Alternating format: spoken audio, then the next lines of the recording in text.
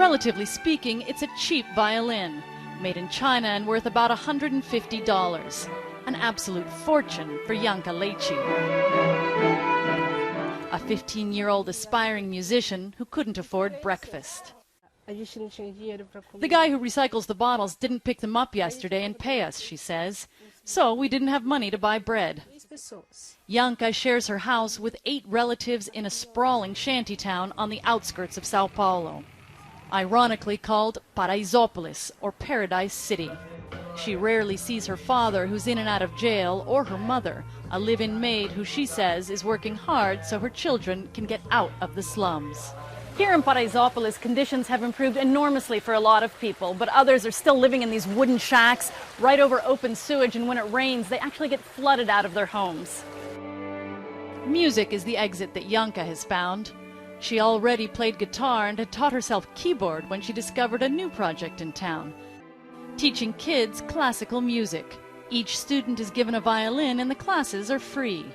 A program dreamed up by João Carlos Martins, an acclaimed classical pianist whose career was cut short by injuries.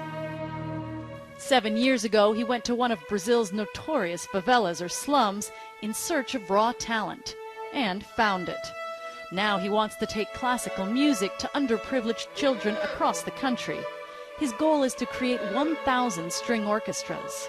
As soon as these children start to study music, we are fighting against crime. An alternative to drug gangs. He says the music inspires passion and provides a real job opportunity, whether as music teachers, wedding performers, or international musicians. The difficulties sometimes take him aback. When one child took his violin to his house, the father sold the violin. We went to Paraisópolis a couple of times over the course of 3 months to see how the classes were impacting the children.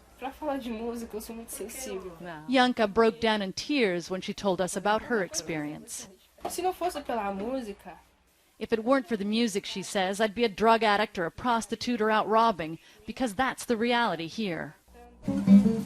She says she spends 8 hours a day practicing different instruments. Her future is anything but certain. At least she now has a modest dream to become a music teacher. Shasta Darlington, CNN, Sao Paulo.